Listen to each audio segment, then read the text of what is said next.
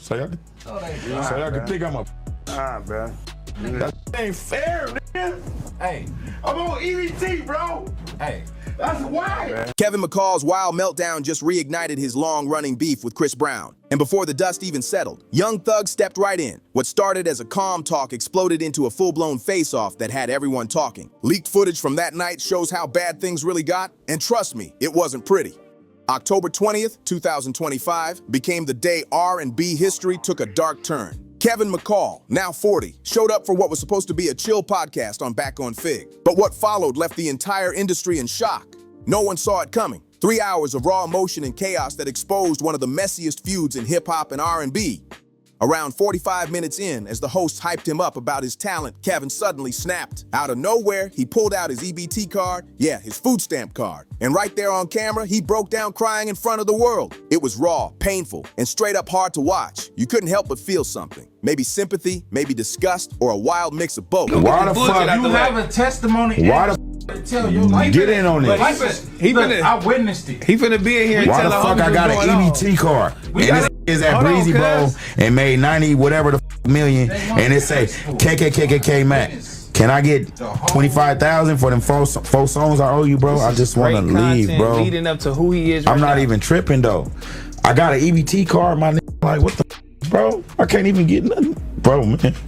This was a man who once helped create some of the biggest hits of the 2000s and 2010s. Grammy-winning songs that made millions, now reduced to using food stamps just to survive. Kevin McCall kept it real, revealing he was behind on $2,000 a month in child support for his daughter Marley with his ex, Ava Marcille. He hadn't seen his kids in over 10 years and even confessed to battling dark thoughts. Through tears and raw emotion, he sent a direct message to Chris Brown. "Give me the $25,000 you owe me for those 4 songs, bro." McCall claimed Chris still owed him up to $3 million in royalties, saying a shady CBE deal cheated him out of his fair cut. The contrast was insane. While Chris Brown was performing to packed stadiums on his Breezy Bowl 20 tour, pulling in nearly $100 million, McCall was out here hiding his face at grocery stores, paying with food stamps just to eat. The clip went insanely viral. No cap. Within hours, it blew up with millions of views across Twitter, TikTok, and Instagram. The internet was in full chaos mode. The version shared by My Mixtape Pez on Twitter alone hit over 9 million views. The streets were split in two. Some people saw Kevin McCall as a broken man, crushed by a dirty industry that chews artists up and spits them out. Others said he was just facing his own karma, a man who'd made bad choices, burned bridges, and was now trying to play victim. But then came the twist nobody saw coming. Someone unexpected stepped into the mix. Young Thug, freshly out and making moves again, jumped in to show love. On October 21st, just a day after McCall's meltdown had the internet shaking, Thugger tweeted, "Kevin McCall, hit me. I'll give you the $25,000 you need. And I know CB would too, bro. He's real, just busy sometimes, Brader." It was a shocking moment. Young Thug wasn't chasing clout. He was offering real money, showing real heart, and he did it publicly, forcing both McCall and Chris Brown into the spotlight for everyone to see. It was a rare moment where rap beef met raw humanity, and the whole culture felt it. Young Thug pulled off the impossible, defending Chris Brown while helping Kevin McCall at the same time. That's real loyalty in motion. To understand why this hit so deep, you gotta know the bond between Thug and Chris. These two go way back, built on music, trust, and respect. Back in 2020, during the pandemic when the world was locked down, they dropped Slime and B, a 13-track mixtape that had the streets on fire. Their hit single, Go Crazy, climbed to number 9 on Billboard's Hot 100 and went 4 times platinum. That was pure pressure, real chemistry, real brotherhood. And when Thug got hit with those RICO charges in 2022 and spent over 2 years locked up, Chris Brown didn't stay silent. He showed real love, posting #FreeYSL, speaking up in interviews, and keeping Thug's name alive when others fell quiet. So when Thug stepped up to help Kevin McCall, he wasn't betraying Chris. He was being a real one, showing compassion while defending his boy's name. He even said, "CB would give it to you also, bro. He a real one. Just busy sometimes." That line said it all. No sides, no fake drama. They're actually basically on a text message saying word. That's all they saying. Like it's one dude saying, yo, do this, and one dude is saying word. What do you feel about that? I mean, I can't speak on my brothers in them case and right. What they going on. I can only be who I always been, they brother. You know, I'm a rock with them. for life.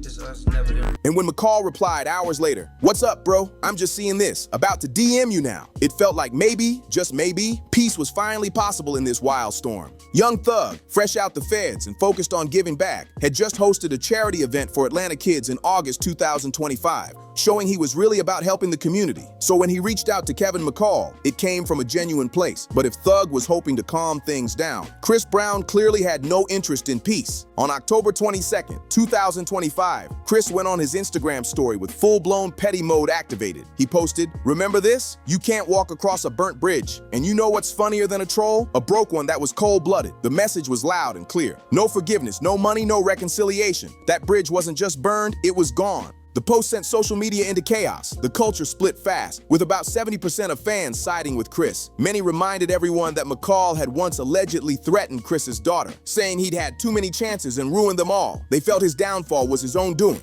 But others saw it differently. They thought Chris went too far, calling his response heartless toward a man clearly battling serious struggles. One viral tweet summed it up perfectly. "Before you say Chris Brown's being mean, context, Kevin McCall once threatened to kill him and his daughter Royalty." Still, some couldn't help but feel bad for McCall, a man who helped shape Chris's early success, now at rock bottom, while his former collaborator was thriving under stadium lights. Chris Brown's response hit like a punch, mocking Kevin McCall's poverty and clowning him in public. Some fans called it heartless, while others pointed out something deeper. The music industry has a long, ugly history of exploiting songwriters and producers, leaving them broke while the stars they built get rich. They said no matter how wild McCall acted, if he was truly owed money, he deserved to be paid. That's just business. But to understand how things got this messy, with McCall crying on camera and Brown firing back with zero mercy, we gotta rewind to where it all began. Back when they were just two young artists hustling to make it in the game, brothers before the fame. March 9th, 2016, the day it all flipped. McCall finally snapped after years of staying quiet. He jumped on Twitter and tagged Chris directly. "We need to sit down and handle this business. I tried the adult route, but my kindness is being taken for weakness." Boom! A public call out that lit the fuse for everything that followed. This wasn't clout chasing. McCall wanted accountability and his fair cut after what he claimed were years of unpaid royalties and broken promises. It was the kind of industry drama that destroys friendships and careers, but if he expected Chris to talk things out privately, he was dead wrong. The very next day, March 10th, 2016, Chris Brown unleashed a long, fiery Instagram rant that left zero room for peace and made it crystal clear he wasn't backing down. It was brutal, personal, and out there for everyone to see. Chris Brown's response wasn't just shade, it was war. He called Kevin McCall a bottom feeder and sent a chilling warning. "Keep messing with me and you won't be able to walk, let alone sing again." That line had the whole internet frozen. This was no longer a business issue. It was a straight-up threat. And coming from someone with Chris's history of anger and violence, people knew it wasn't just talk. The tension was real, and the whole culture felt it.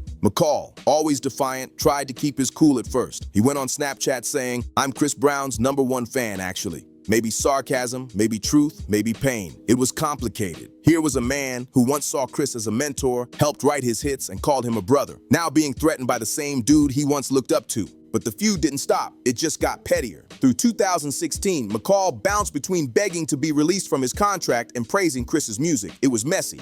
Part anger, part nostalgia. The kind of toxic back and forth everyone's seen play out between people who once had love but now got hate. Then in June 2016, McCall dropped a diss track called Baruch, a play on the name of Chris's ex, Karuwechatran. And that move had the streets buzzing. The drama wasn't cooling down, it was just heating up louder and louder. Kevin McCall later admitted he made that diss track just to get under Chris Brown's skin. Pure pettiness. It was cold, calculated, and showed how far they'd fallen, from brothers in the booth to straight-up enemies. But on December 11th, 2017, McCall took things to a whole new level that had the entire culture watching in disbelief. He dropped an Instagram video calling Chris out for a fistfight, saying, "You a coward for bringing guns to a fistfight," basically challenging Chris's street image and calling him fake. It wasn't just disrespect, it was war. Then came the moment that symbolized the death of their friendship. McCall smashed his platinum plaque for Deuces, the hit that started it all, the track that made both of them stars, right on camera. He captioned it, "Deuces to my past," a bitter twist that said everything words couldn't. Chris Brown's response? Just two emojis, one blank face, one laughing face. That's it. No paragraphs, no clapbacks, just cold indifference. And that silence cut deep. In hip-hop culture, that's the ultimate insult, when you're not even worth a full sentence. From that moment, the bridge was beyond burned. It was dust. Then, on January 6, 2018, McCall went too far. He unleashed a string of tweets that shocked even longtime fans of their feud. Messages so wild, they made it clear there was no coming back from this. Kevin McCall crossed a line no one could come back from. He went on social media and wrote something wild. Chris Brown and his seed would be in a casket if he had anything to do with me being shot.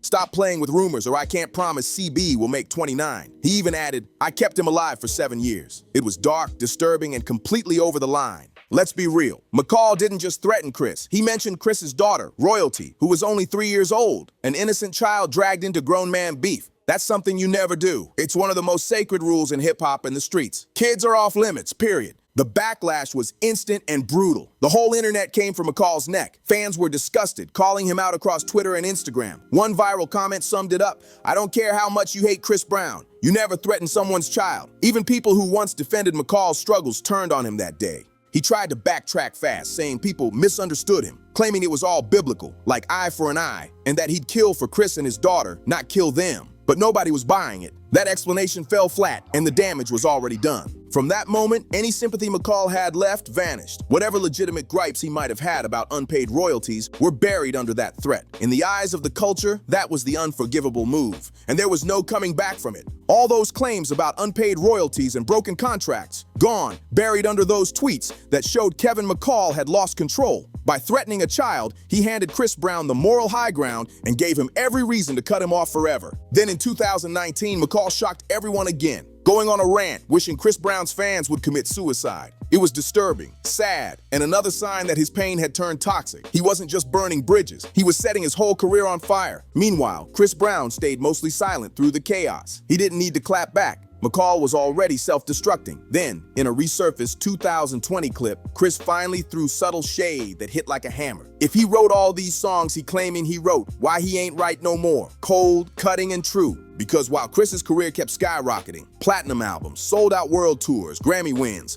McCall's had completely crashed. His 2017 album Man of God didn't even make a ripple. A project meant to mark a comeback barely existed on the charts. And while Chris was thriving, McCall's world kept crumbling. His net worth, once expected to reach millions, had dropped to almost nothing. Behind the scenes, he was battling his own demons. Failed relationships, mental health struggles, substance abuse, all dragging him deeper into chaos. But even after all that downfall, the story didn't end there. Not by a long shot. The world kept spinning, and somehow McCall's name was about to surface again in ways nobody saw coming. To really get how this all spiraled, we gotta rewind to where it began. The rise and fall of a brotherhood. Back in 2009, a young Kevin McCall from Watts, Los Angeles, made a bold move that would... How did Deuces come together? Deuces came together, he was doing... In My Zone did well, so he wanted to click up with Tiger. He was a fan of him. He felt like he had buzz popping at the time. He wanted to link up with him and do a joint album. Change his life forever and stamp his name in R&B history. Fresh out of college, McCall was a student athlete chasing NFL dreams before the music bug took over. One night, at an industry event, he spotted Chris Brown, just 20 years old and trying to rebuild his image after the 2009 Rihanna scandal that nearly ended his career. Most people would have stayed quiet, but not Kevin. In what he'd later call a moment of raw hunger, McCall literally cornered Chris Brown to pitch his demos. Wouldn't take no for an answer. It was bold, reckless even, but pure street hustle. And crazy enough, it worked. Chris, impressed by his fire and raw talent, and maybe seeing a younger version of himself, invited McCall to the studio. What followed felt magical. For Kevin, it wasn't just music anymore. It was family, real day one vibes, a bond built on ambition, respect, and the dream of taking over the game together. Chris Brown officially signed Kevin McCall to his CBE, Chris Brown Entertainment, in partnership with RCA Records, making him his protege during one of the most crucial moments of Brown's career. This was Brown's comeback era, the time he had to prove to the world he was bigger than his worst mistake, and he was ready to dominate again. Together, the two cooked up straight heat. Their chemistry was unmatched, turning studio sessions into hit factories that redefined early 2000s R&B. The biggest one, Deuces, the 2010 track featuring Tiger that blew up everywhere, peaking at number 14 on Billboard and becoming an anthem for anyone done with toxic love. But here's the twist most people don't know. Deuces was originally Kevin McCall's song. He wrote it about a painful breakup, pouring real emotion into every bar. It was his story, his heartbreak, his art. McCall only gave it to Chris under one condition, that he stayed on the track. Chris agreed, brought in Tyga for extra flavor, and history was made. The track earned a Grammy nomination for Best Rap Song Collaboration and pulled in massive royalties. McCall said he made over 6 figures from Deuces alone. Life-changing money for a kid from Watts who was working at Abercrombie & Fitch just months earlier, barely paying rent. It was like hitting the jackpot. Fame, money, and brotherhood all at once. But little did they know, Deuces was just the start of something bigger, and eventually, something much darker. Kevin McCall was on fire. In 2011, he co-wrote and featured on Strip, which climbed to number 37 on the Billboard Hot 100 and had every club jumping. He also helped craft Look at Me Now, Chris Brown's monster hit with Busta Rhymes and Lil Wayne, Brown's first #1, the track that dominated radio and took over the culture. Not for 1 second. It always felt better. If it was just me and Chris Brown, I don't think the record would be as good. I think it's the whole shebang. I think it's us three, and just it was what was meant, and I never got jealous of either one of them. I always wanted the best for both of them, and I hope they wanted that for me. McCall's fingerprints were everywhere on Brown's FAME album, the same project that scored Chris his first Grammy and marked his official comeback. Beyond that, Kevin was writing for other artists too, including Carrie Hilson's One Night Stand, proving his pen game was serious and his versatility unmatched. For a short, shining moment, McCall was living the dream every kid from the hood talks about. The fame, the money, the hits. He was deep in R&B's new golden era, working alongside one of the world's biggest stars, creating records that would define a generation and play in every club across America. Chris even called McCall his big brother in interviews. Their sessions were filled with jokes, music, and loyalty. It really felt like family. But behind that success, cracks were already forming. Quiet tension was building. Small at first, like cracks in concrete, but spreading fast. And soon, those fractures would turn into full-blown fault lines that ripped their brotherhood apart forever. The first cracks in their brotherhood started showing around 2013 and 2014. Kevin McCall began feeling boxed in, like he wasn't free to be himself, like Chris Brown was trying to control his sound and image. In a 2000... I mean, Chris, he had this image of me. He wanted me to just grown, sexy,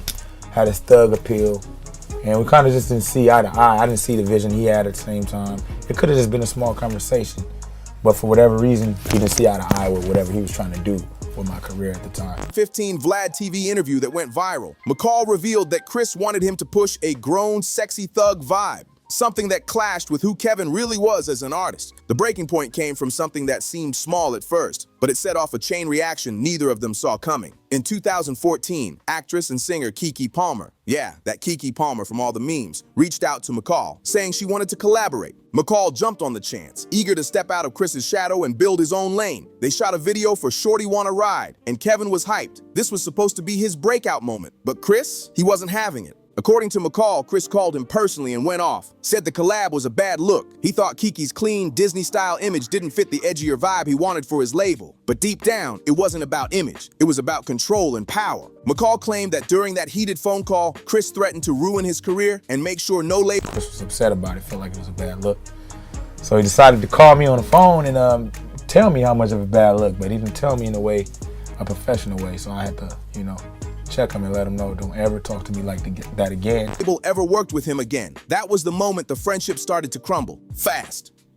Chris Brown's alleged threat to blackball Kevin McCall hit deep. For someone from the streets of Watts, where respect is everything, that was a line you don't cross. McCall wasn't built to stay quiet. He felt violated, disrespected, and stripped of the brotherhood he thought they had. I'm not Drake, I'm not Frank Ocean. Like, you're gonna run into me again. That moment changed everything. McCall stopped seeing himself as a partner. He realized Chris saw him like an employee who needed to stay in his place. Even worse, Kevin began to believe Brown's manager was working behind the scenes to block his solo moves, allegedly shutting down his projects and freezing his opportunities. Then came the money drama, the wound that never healed. Deuces had become a mega hit, pulling over 500 million streams on Spotify and still playing everywhere. Yet McCall said he never got the full royalties he was owed. He claimed the publishing deal he signed under Chris's company was shady, that he was young, broke, and didn't fully understand the fine print.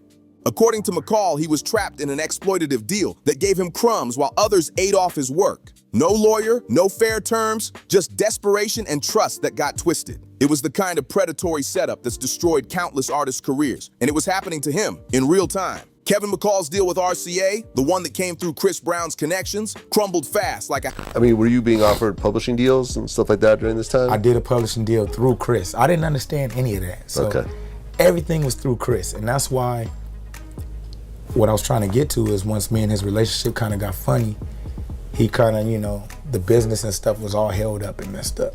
House of Cards. He described it as straight up grimy, saying he was never even listed as an official artist on RCA's website. His budget mysteriously disappeared, spent on producers he didn't need when he already was one. Promises were made, then broken. Classic industry games. But the real heartbreak came when McCall claimed Chris removed his name from songs like Look at Me Now. Imagine helping craft a hit that defined a generation, and then watching your name get erased from it. Whether it was done intentionally or not, to Kevin, it felt like the ultimate betrayal. He wasn't just losing credit, he was losing his legacy, being written out of history by the very person he helped make a star. That moment wasn't just professional loss, it was personal devastation that marked the final fracture in what once looked like unbreakable brotherhood.